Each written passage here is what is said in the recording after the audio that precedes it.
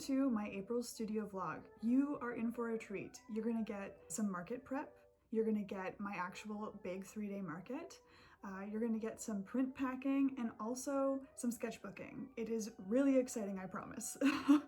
So grab a big cup of tea, maybe your own sketchbook. If you have a cat, grab your cat, and enjoy the next 20 minutes of what I got up to in my April.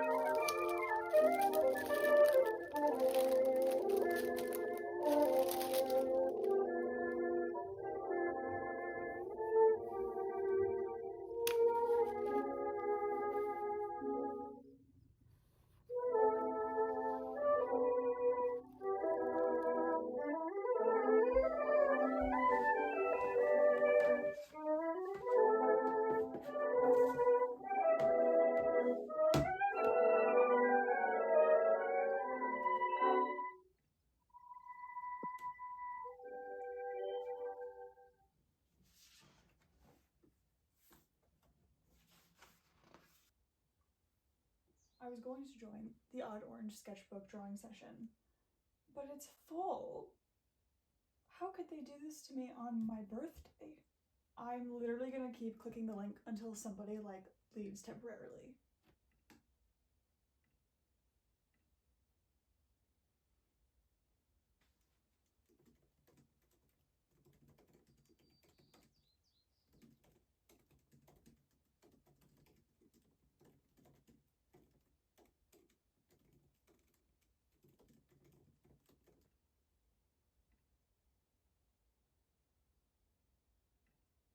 Here in France, I find it too sweet.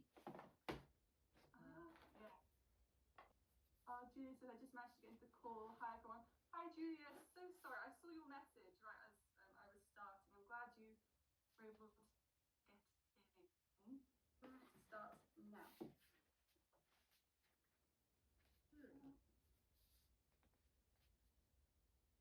So hard to find milk in Ireland.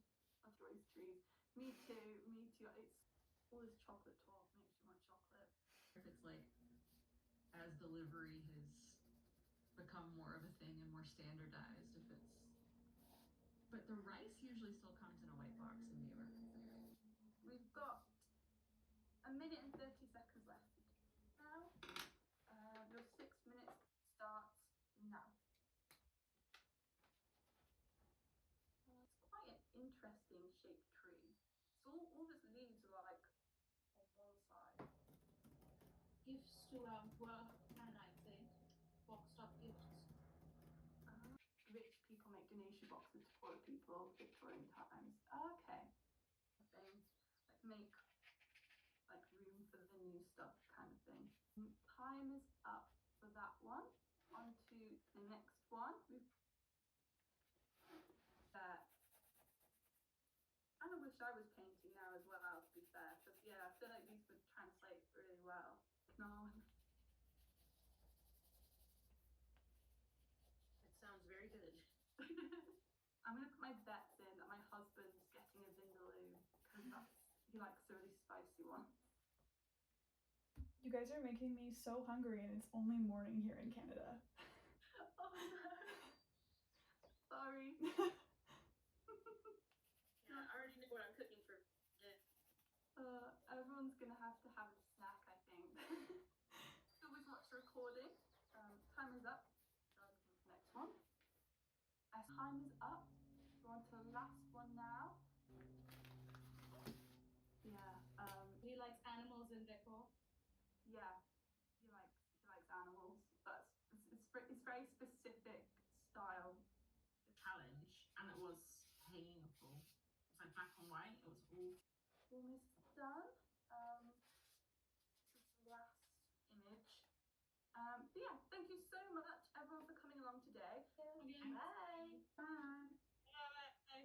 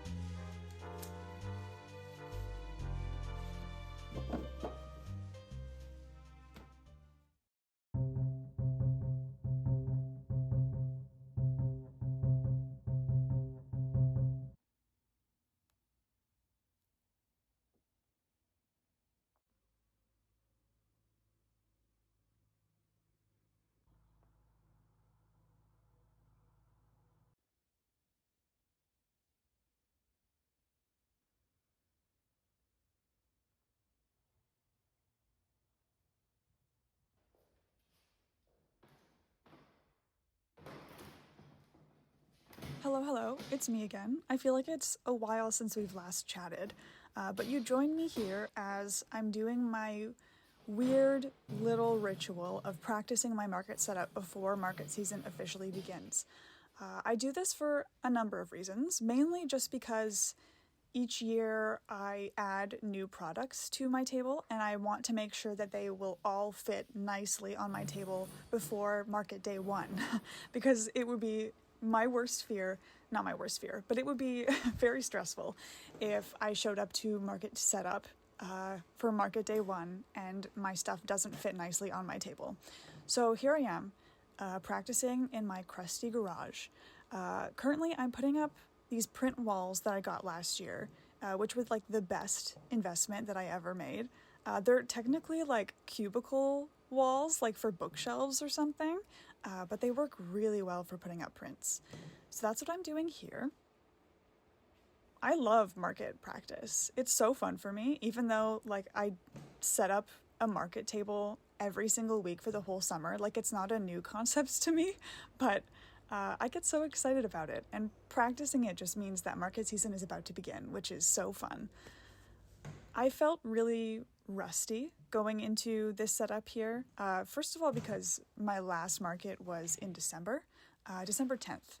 And while I'm recording this, I believe it was April 24th. So it has been a healthy 4 months since I've set up a table. And I was also nervous because like I feel like I haven't talked to people in a very long time. I work from home, so I don't interact with a lot of folks. I mean, I interact with my friends, but marketing, like doing markets, is on a whole nother level because I have to somehow convince people that they should buy my stuff. And I'm talking and standing for 6 hours straight, which is very out of my wheelhouse. And it feels so vulnerable. Like, I don't know if people know this, but like, you're just standing there with all of your stuff that you've made. For me, it's stuff that I've like hand drawn, and I'm just like watching people actively judge me for it. It's a very, very weird feeling. So I was kind of nervous going into this 3-day market that I have coming up, my first market of the season, but I was also, of course, excited. Here I am trying to figure out where all my new items will go. So I have my postcard sets on the right of the table there. And then in the middle of the table is an empty plate for my keychains, which I sold out of during this market, spoilers. Very excited about that. And then also my sticker frame, which you would have seen in my last studio vlog. And then some originals as well. So a bunch of new stuff to fit into my table. And I was really confused on where my print stands would go. You can see right here that I'm just like judging my table. I didn't really come up with a solid solution until I was at the market itself, and everything just kind of fell into place. Now I am trying to see how I'm going to set up my tote and t-shirt rack. I have t-shirts this year, which is a new product for me. I wanted to set up in a way that wasn't like visually overstimulating for people. I still think maybe it was a bit overstimulating. Maybe I could put less totes on each hanger, but it all worked out.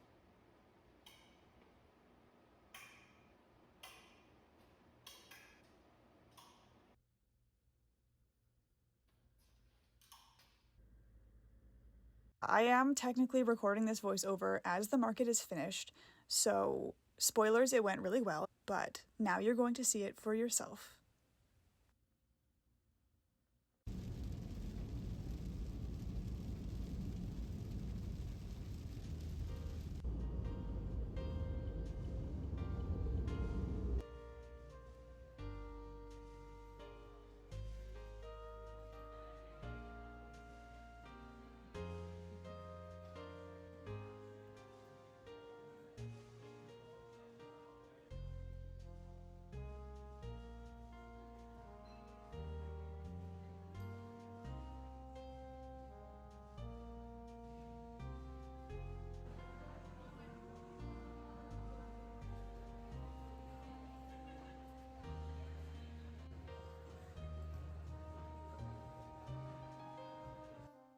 Hi, it is Tuesday after the market. Today's the last day of April.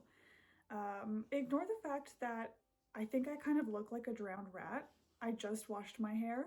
And the fact that you can probably hear laundry going on in the back, I just don't care. So I took yesterday and today off because the vintage barn market completely like wiped me of any motivation or energy or anything at all. But I wanted to show you that I got a shirt at the vintage barn market. There's a shirt stand directly in front of me and Kathleen's booth, which was terrible for us.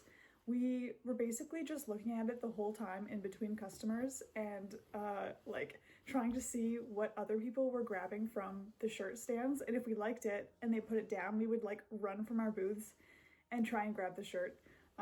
So I ended up grabbing this one. It's a wolf.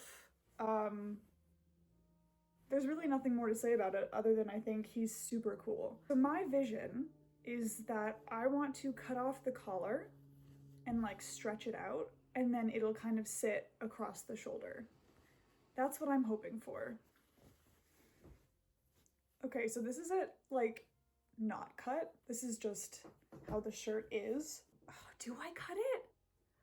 I don't know. Yeah, I'm gonna cut it. So now that the vintage barn market is over, the whole month of May, I've got like nothing going on, which is such a nice break. Once June starts, I'll be preparing for my summer markets, just like creating product and getting that all ready to go. And once the end of June hits, I will have a market every week, if not twice a week, until Christmas. So I'm really enjoying not doing anything this month. I'm gonna try and do a lot of nothing this month. I have some ideas for art pieces that I want to do, but I'm gonna really take it slow. I've been getting better at that. I hope you guys are proud of me. But the vintage barn market was so fun. I have never done this market in the spring. If you've watched my past 2 years, like if you've watched this past November's and the November before's studio vlog, you will have seen that I did the same market, the vintage barn market, but obviously in November. They also do the spring one in April, the one that I just did. But this was my first year actually doing it. It was definitely not as busy or as like lucrative as the November market typically is, but I'm not complaining. I still had an excellent time at the April market, and I think I'm gonna continue to do it. So many people from Instagram came and like visited the market specifically for me. They like came up to the booth and said like, hey, I follow you on Instagram. And like, that is honestly the weirdest and coolest thing that I have ever experienced.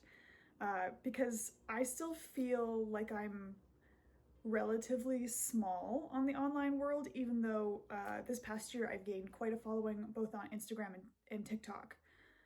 And so people are starting to like recognize me on the streets and now come to my markets specifically for me. And I even had 2 of you from YouTube come and visit me, which was really cool and actually hasn't happened to me before.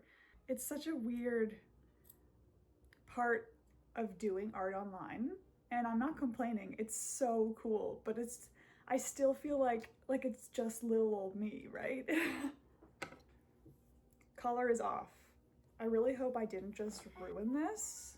It looks really dumb like this, but hopefully it looks cool when it's on. That's nice. I honestly probably could cut it even more. Okay, that's all.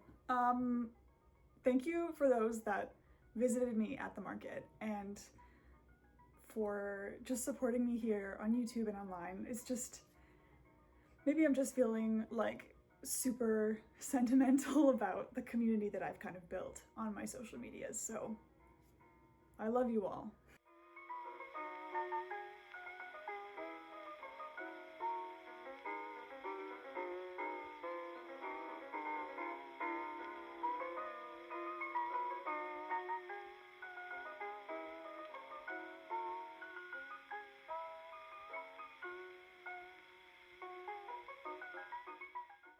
Hello again, it is me.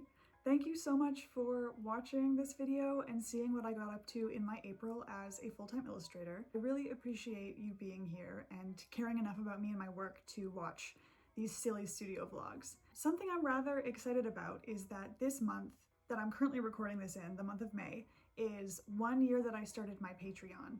So I have consistently done Patreon for every single month for a whole year, which is really cool. I started off last May with 1 patron. I love her. I'm so grateful for her, but we've grown quite a lot since then, and I'm just so honored that people wish to support me this way. So thank you to my patrons for being here. I literally could not do this without my patrons. If you want to join my Patreon, this is kind of the best time to do it because I've got 12 months worth of digital downloads in stock for you there.